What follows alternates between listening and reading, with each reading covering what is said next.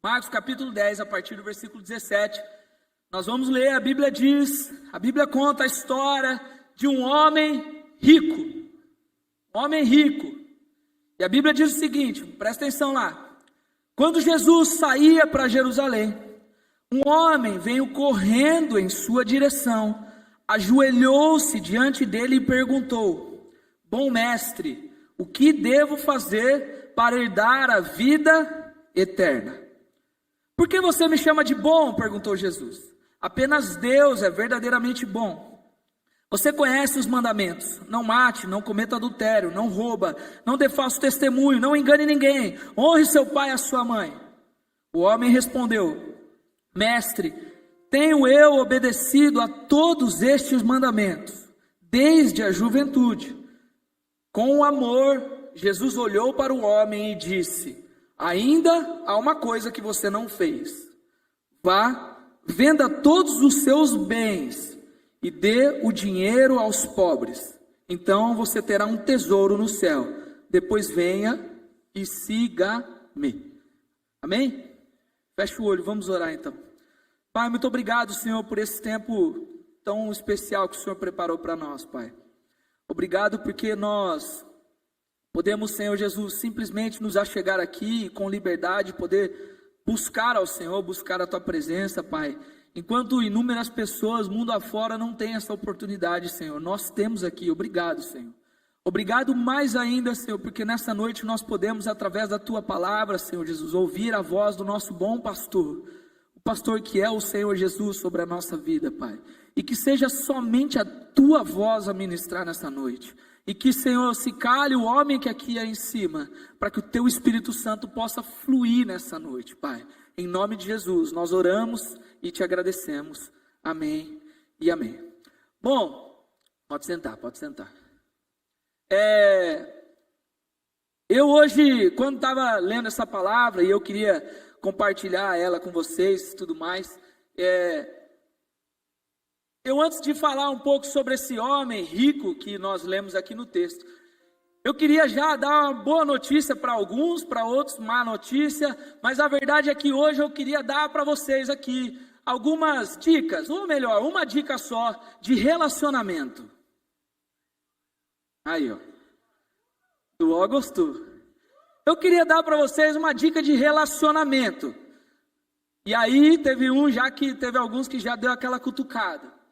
Mas o ponto que eu quero dizer para vocês, e aí eu vou começar a contar para vocês uma história aqui, que uma vez isso já aconteceu várias vezes na verdade, mas teve uma vez que eu estava conversando com uma pessoa, e aí era um menino, e aí o menino chegou para mim e falou assim: Pastor do céu, encontrei a varoa perfeita da minha vida. Pastor, quando eu chego no lugar, ela está lá, irmão, Espírito Santo desce na hora, o pecado que é em mim vai embora, eu me torno o ser mais crente que há no mundo, eu olho as fotos dela no Instagram, eu me enxergo do lado vestido de noivo. Se a menina vem com uma camiseta branca, eu já quero casar com ela, tipo o Braga e a Isa Moça aqui. A Isa tá de branco, o Braga já quer casar. E aí ele foi contando para mim: não, pastor, você não tá ligado, mano. A mina é de Deus. É a mulher da minha vida. Aí eu falei assim: pô, legal. Tá bom, você tem a idade, dá pra tentar já conversar, né? Mas calma, como é que tá? Qual que é o nome dela? Ela é daqui da igreja? Você está conversando com ela? Como é que tá? Aí falou: não, então, ela é da igreja aqui, mas eu não sei o nome dela. Falei: peraí, você não sabe o nome dela? Não. Falei: entendi. Mas você já trocou pelo menos uma ideia com ela? Tudo bem, prazer, tal. Aí ele falou assim: não, então, também não. Mano, pelo menos o WhatsApp dela você tem? Não. E é a mulher de Deus, você, cara? Entendi, pô, que legal. E ficou aquela conversa assim, tipo, Não, a gente vai casar, ela só não sabe disso ainda. Falei, você não sabe nem se ela namora outra pessoa. Que bom, beleza. Mas a verdade é que quantos de nós aqui já passamos por uma situação dessa? Um amor platônico, um sentimento por alguém assim que você nem conhece. Você fala, não, essa é a pessoa. Aí tem alguns que passam um tempo, quando olha depois fala, esquece, não era mesmo. A pessoa não tem nada a ver comigo. Mas o grande ponto é que muitos de nós, muitas vezes, já nos apaixonamos por alguém, sem ao menos se comunicar com a pessoa. Tem gente que é apaixonado por artista, por famoso, e Deus me livre disso, né? Ou quando depois de um tempão, isso já aconteceu também, depois de um tempão que você é amigo da pessoa, você já se apaixonou por ela, e aí depois de um tempão, 10 anos depois, você está casado, ele também, você descobre que a pessoa gostava de você no mesmo momento que você gostava dela. Também já aconteceu. Calma, se segura, gente. Ou pior, quando você gosta de alguém, você quer trocar uma ideia e tudo mais, e aí você simplesmente não é correspondido. Isso também é cruel. Eu sei que muitos aqui já passaram por isso, e isso não é fácil. E o grande ponto que eu quero trazer para vocês é que isso às vezes acontece porque não ser correspondido num relacionamento, num sentimento. E vocês estão ouvindo o teclado? Eu não estou ouvindo. O Mica está ali só de bonito mesmo. Agora eu ouvi. Glória a Deus. Micael chegou. Não, tem problema. Agora foi demais. É que você gostar de alguém, você querer se relacionar com alguém, sem ser correspondido é muito ruim. E isso leva para nós aquele pensamento que eu já disse aqui, que muitas vezes nós já ouvimos falar, de que o contrário de amor, na verdade, não é o ódio. Tem gente que acha que o contrário de amor é o ódio. Que a pior coisa que você tem com alguém que você ama é você ser odiado. Mas a verdade é que isso é muito difícil de acontecer. A verdade é que se tem algo que é oposto ao amor, é a indiferença. É você gostar de alguém, você fazer algo por alguém, você fazer algo por alguma coisa que não corresponde igualmente para você.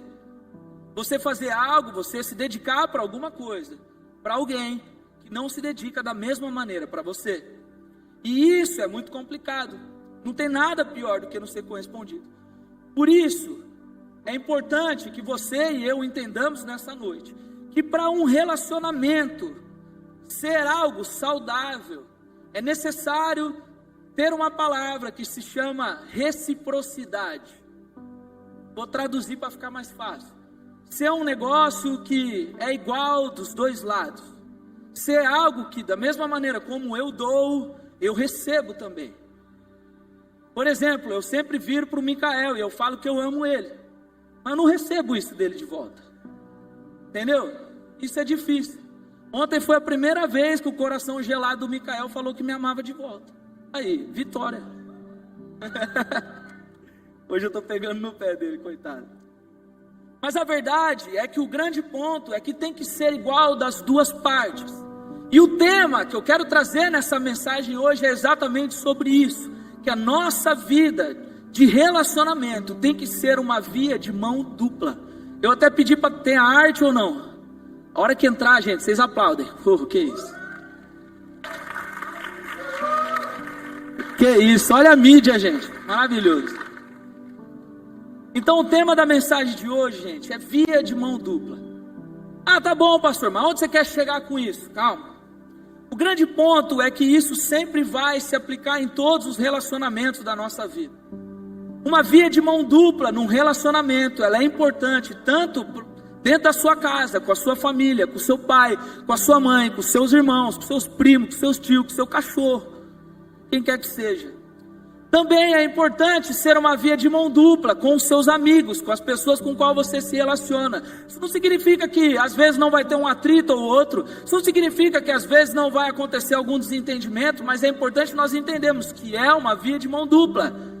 Um relacionamento sendo saudável, ele precisa que eu e a outra pessoa se dediquem da mesma maneira.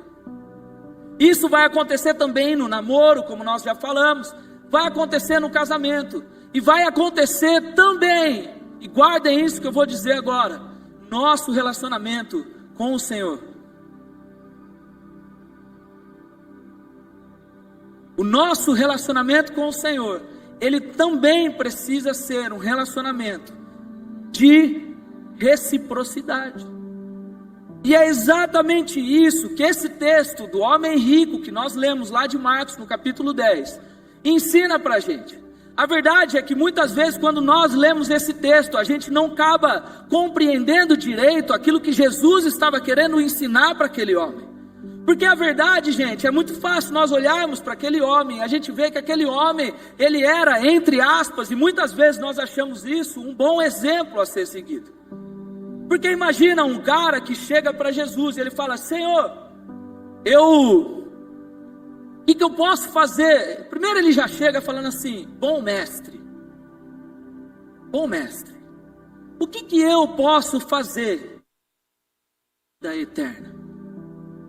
Pô, você acha que eu como pastor não gostaria de ouvir chegando um adolescente aqui falando assim: pastor, o que eu posso fazer para herdar a vida eterna?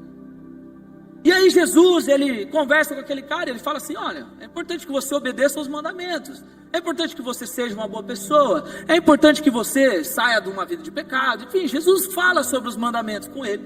E aí aquele homem, ele vira para Jesus e ele fala: Senhor, tudo isso que o Senhor falou, eu já tenho cumprido desde a minha juventude. Tudo isso eu já tenho feito. Tudo isso. Aí Jesus com certeza se alegrou por isso, porque a Bíblia diz que Jesus o amou. Ou como na versão que nós lemos, diz que Jesus, amando ele, olhou para ele e falou: que ótimo, mano. Que ótimo. Só que ainda não é o suficiente. Sabe por quê? O que eu quero que você entenda é que Jesus não queria dizer para aquele homem que era rico, que ele tinha que abrir mão simplesmente das suas riquezas para viver com Jesus. Jesus não estava querendo dizer para ele que ele tinha que ser pobre para ser crente. Jesus também não estava querendo dizer que ele simplesmente tinha que abandonar tudo da vida dele, tudo, todos os propósitos, tudo que ele fazia, a família, para morar na igreja ou viver seguindo Jesus. Grande ponto que Jesus está falando. Ele fala, claro, dos mandamentos, que é algo que é padrão de Deus para a nossa vida. Nós precisamos seguir uma vida regrada com o Senhor. Mas o grande ponto é que ainda faltava uma coisa para esse homem. Ele obedecia às regras, ele fazia tudo direitinho, mas faltava uma coisa. O que Jesus estava ensinando, que faltava o simples fato dele querer se relacionar com Deus, por ele ser quem ele era, por Deus ser quem ele era. Ele tinha o interesse de herdar a vida eterna, e talvez tudo que ele fazia, a obedecer os mandamentos, e ir até Jesus, e chamar ele de bom, mostrava que aquele homem tinha o interesse da vida eterna, mas ele não tinha o que era mais importante, que era o interesse do relacionamento, o interesse da via de mão dupla com o Senhor. O grande ponto é que aquele homem amava muito mais as riquezas dele. As riquezas não eram o problema, mas o problema é que ele amava mais as riquezas do que a Deus.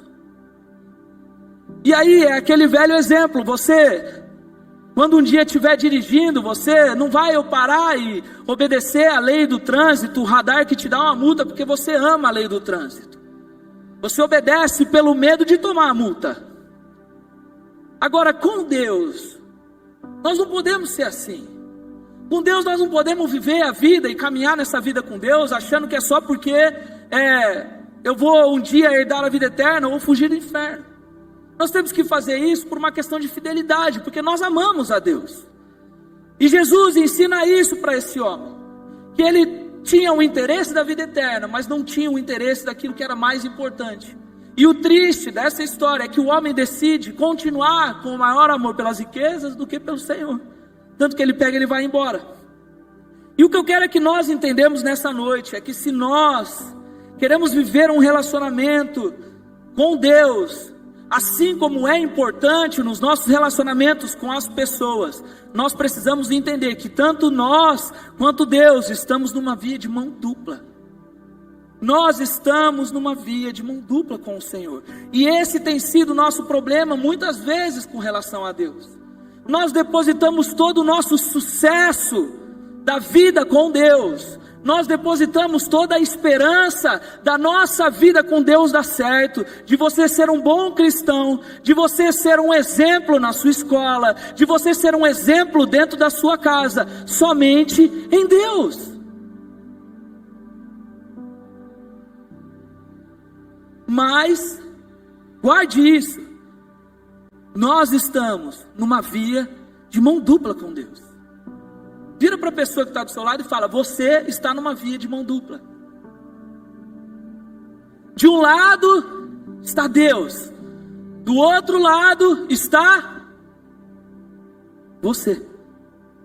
E o grande ponto, e antes de nós continuarmos aqui, eu já quero dizer para você que se você tem alguma dúvida se Deus realmente está do lado dessa via, eu tenho vários textos aqui que eu poderia ler, mas eu vou ler um para vocês que está lá em Hebreus, no capítulo 12, se você quiser não precisa abrir, deixa que eu abro aqui para ser mais rapidinho, mas Hebreus capítulo 12, a Bíblia diz assim, a partir do versículo 1 diz: portanto, uma vez que estamos rodeados de tão grande multidão de testemunhas, vivemos do peso que nos torna vagarosos e do pecado que nos atrapalha, e corramos com perseverança a corrida que foi posta diante de nós, mantendo o olhar firme em Jesus, o líder e aperfeiçoador da nossa fé, guarda isso, por causa da alegria que o esperava, ele suportou a cruz, sem se importar com a vergonha. Sabe o que está dizendo aqui? Está dizendo que quando Jesus foi para morrer, gente, presta atenção, eu estou falando de morrer, eu não estou falando de qualquer coisa. Quando Jesus foi morrer, a Bíblia diz que ele estava fazendo isso com alegria, porque era por você. Então, Jesus já deu provas para mim e para você, de que nessa via de mão dupla, talvez ele esteja muitas vezes como aquele menino lá do começo, apaixonado por alguém, que às vezes não é correspondido. Mas voltando, nós precisamos entender que nós precisamos viver um relacionamento de reciprocidade com Deus. Tem um cara muito famoso, eu não sei se você conhece, que se chama, me confundindo nos meus papéis aqui, se chama Rodolfo Abrantes. Quantos já conhecem o Rodolfo Abrantes, já ouviram falar? Rodolfo Abrantes era cantor do Raimundos, uma banda de rock lá da minha época. E aí um dia ele estava num programa de TV e os caras queriam sacanear ele lá e perguntaram assim: aí mano, quando você aceitou a Jesus você estava muito louco, né? Porque ele era maconheiro, cantor de rock e tal. E ele falou assim: mano, eu era muito louco, eu não estava muito louco, eu era muito louco. Mas um dia eu conheci um cara chamado Jesus, que mesmo eu sendo o cara mais louco do mundo, decidiu dar a vida dele por mim. E se a forma dele mostrar para mim que ele me ama foi dando a vida dele por mim, a minha forma de mostrar para ele que eu amo ele de volta é dando a minha vida para ele. E aí sabe o que aconteceu? Calou o programa inteiro. E o grande ponto que eu estou querendo dizer, e o Rodolfo falou naquela entrevista, é que dar a vida para Deus é uma atitude intencional que nós fazemos. E agora eu quero que você comece a entender um pouco melhor, porque vamos recapitular aqui. Nós construímos que para um relacionamento ser saudável, precisa ser recíproco. Para um relacionamento com Deus ser saudável, precisa ser recíproco, precisa estar numa via de mão dupla. E se Deus deu a vida dele por mim, Deus deu a vida dele para mim, e Deus se manifesta todos os dias fazendo as coisas por mim, é importante que eu e você demos a nossa vida para ele, que nós façamos as coisas por Deus também.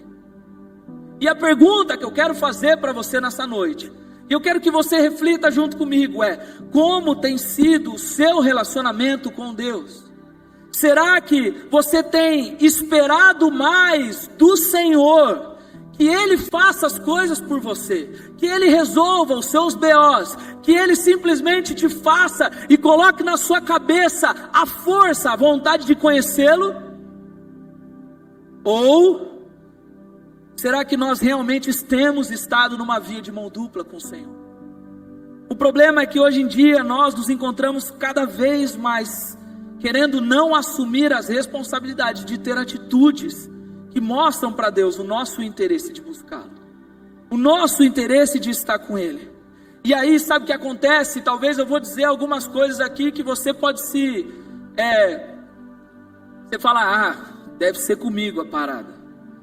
Mas o ponto é que quando nós, infelizmente, depositamos mais a esperança da nossa vida com Deus somente no Senhor, e esquecemos que nós temos que fazer as coisas também, temos que ter atitudes, e temos que ter renúncias, nós começamos a ter pessoas que naturalmente se tornam inconstantes com Deus.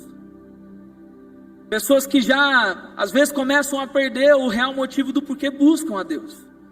Com isso, as pessoas acabam ficando frias. Parece que nada mais do Senhor, nada mais de Deus, nada mais do que falam. Parece que o louvor mais já não fala mais com você. Porque se não tem toda uma atmosfera que você um dia viu, parece que já não flui mais. Você está esperando Deus descer como nuvem nesse lugar.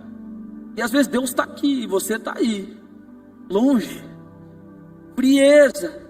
Nós acabamos nos afastando, damos abertura ao pecado e ficamos que nem no mar, e a correnteza levando a gente cada vez mais para longe da praia, cada vez mais para longe de Deus. Então o que eu quero dizer para você nessa noite, meu tempo já está indo embora aqui, eu tinha muita coisa para falar, mas o que eu quero dizer é que nós precisamos entender que a nossa vida com Deus, ela precisa ter da nossa parte escolhas e atitudes que demonstrem para Deus também o interesse de nós em andarmos, se relacionarmos e estarmos com o Senhor. A palavra de Deus lá em Romanos 12, no capítulo 12, no versículo 1 e 2, um texto que nós trabalhamos muito no acampamento de inverno. Quantos se lembram? A Bíblia diz, rogo-lhes,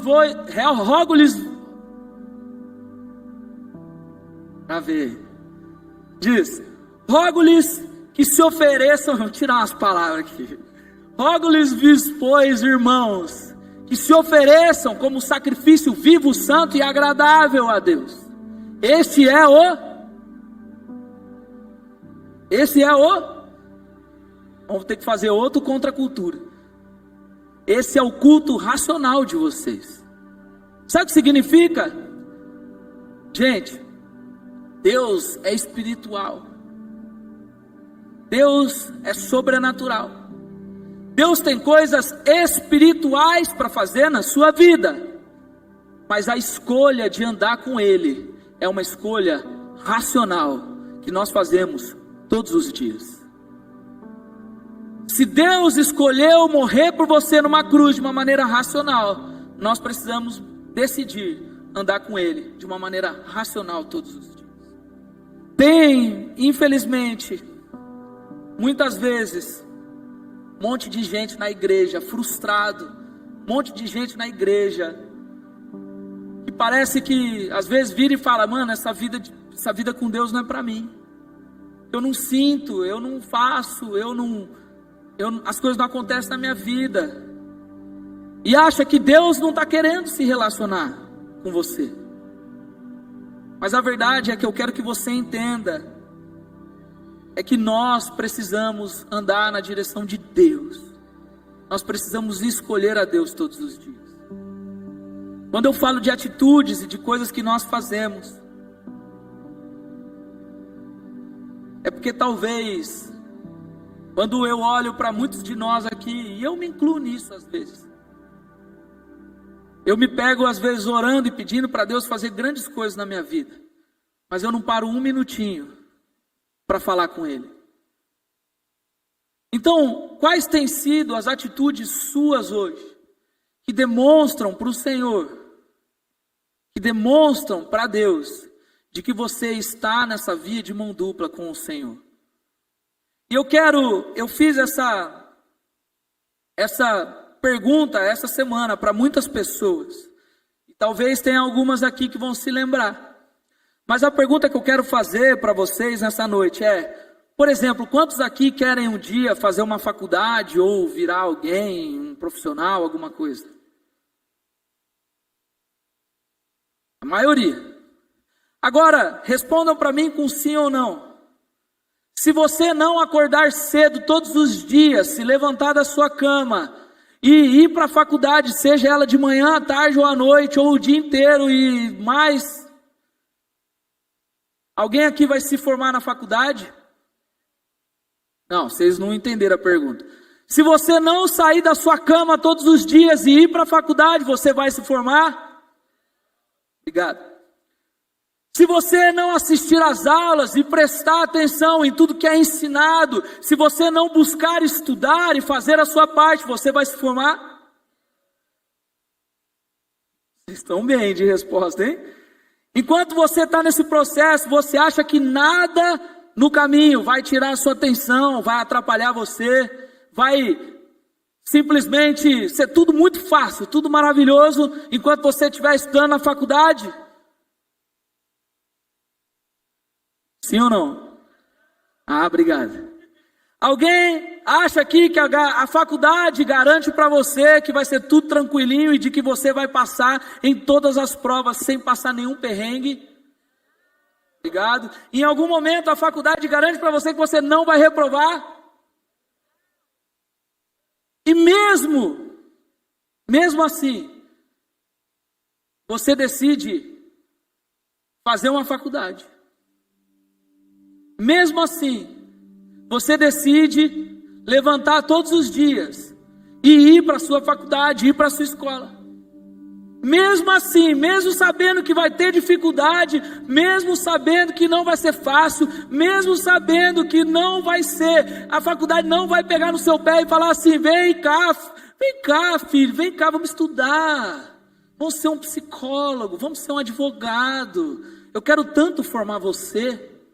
Mesmo sabendo que a faculdade nunca vai fazer isso por você, você mesmo assim pega e vai. Agora, quando nós falamos da vida com Deus, parece que a gente não quer fazer isso. Parece que a gente não quer simplesmente fazer as coisas que nós precisamos fazer para andar nessa via de mão dupla com Deus. Enfim, o que eu quero dizer para vocês nessa noite, de uma maneira muito clara, eu já estou caminhando para encerrar aqui, é que buscar a Deus é uma decisão que nós precisamos tomar todos os dias. A Bíblia diz em Jeremias, no capítulo 29, no versículo 11 até o versículo 14, diz: porque eu sei os planos que eu tenho para vocês, diz o Senhor, são planos de bem e não de mal, para lhes dar o futuro que desejam. Então vocês clamarão a mim em oração e eu os ouvirei. Se me buscarem de todo o coração, me encontrarão e eu serei encontrado por vocês. Sabe o que Deus está querendo dizer aqui para mim e para você? Sabe o que Deus está querendo dizer? Presta atenção nisso. Deus está dizendo que se eu e você buscarmos ao Senhor, e buscar significa procurar, buscar significa sair da zona de conforto e fazer o que precisa fazer, buscar significa sair do marasmo, sair da parte fraca do negócio e procurar a Deus. A Bíblia diz que Ele está nessa via de mão dupla, porque Ele diz: se me buscarem, vocês me encontrarão. Buscar a Deus é uma decisão. Se relacionar com Deus é uma decisão. Viver com Cristo é uma decisão.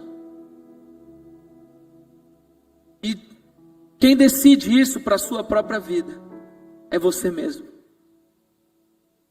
Então está na hora de nós entendermos que a gente tem que parar de terceirizar a decisão de buscar a Deus, às vezes até para o próprio Deus, e entender que o caminho que Ele pode fazer Ele já fez. Ele está aqui. E talvez seja a hora de você começar a fazer esse caminho. Porque se para um relacionamento ser saudável, se para um relacionamento ser bom, tem que ser recíproco.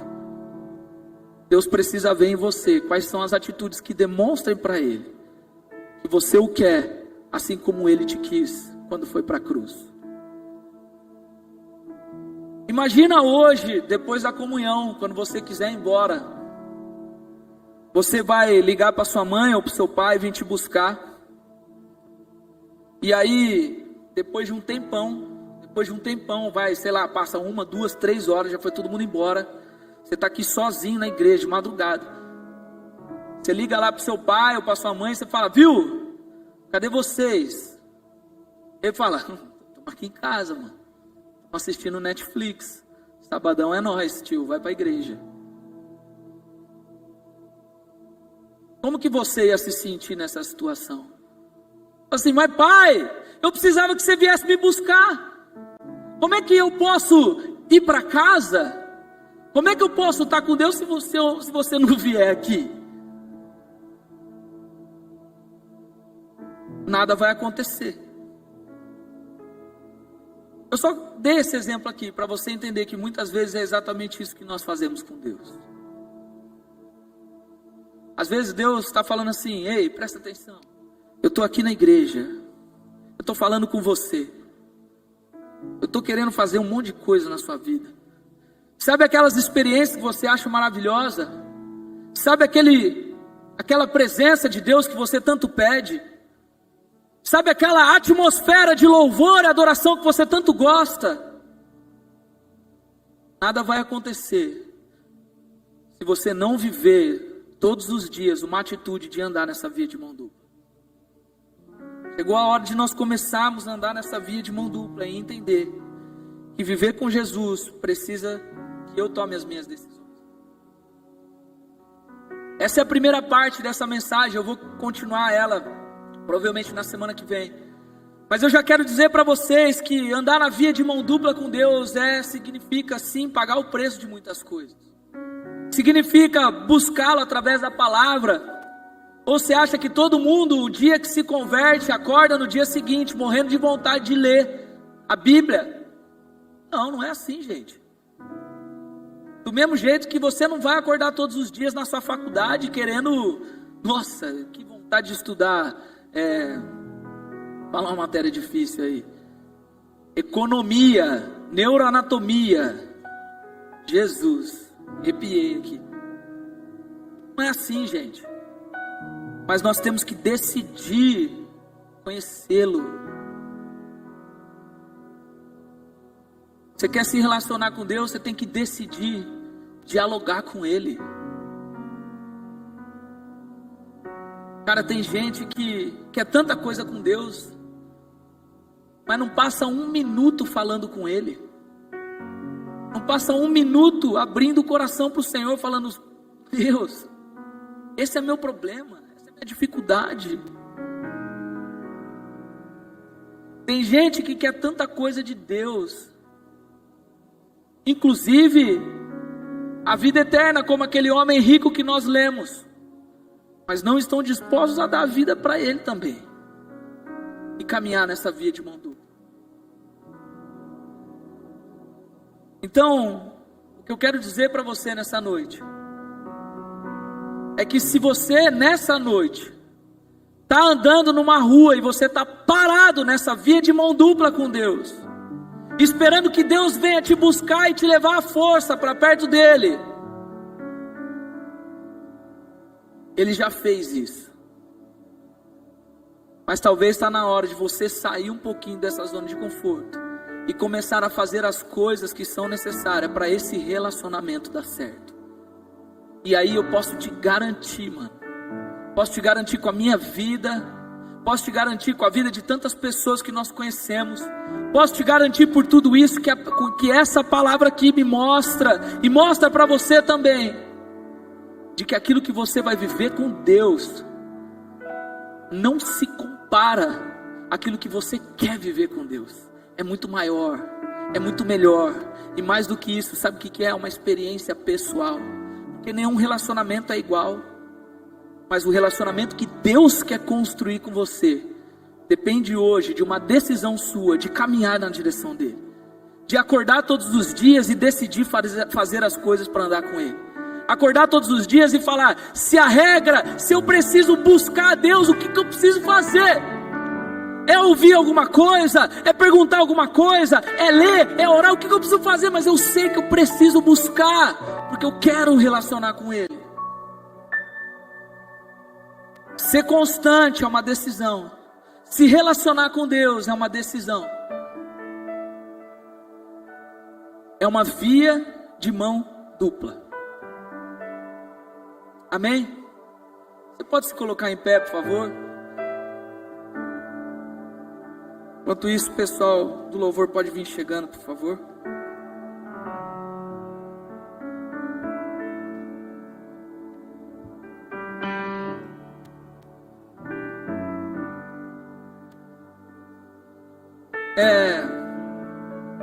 Gente,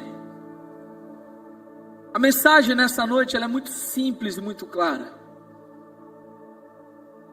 Aquele homem rico, quando ele vai procurar Jesus, era claro que ele tinha interesse de viver algo com Deus.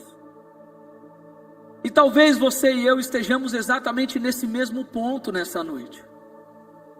Talvez você tenha estado aqui na igreja.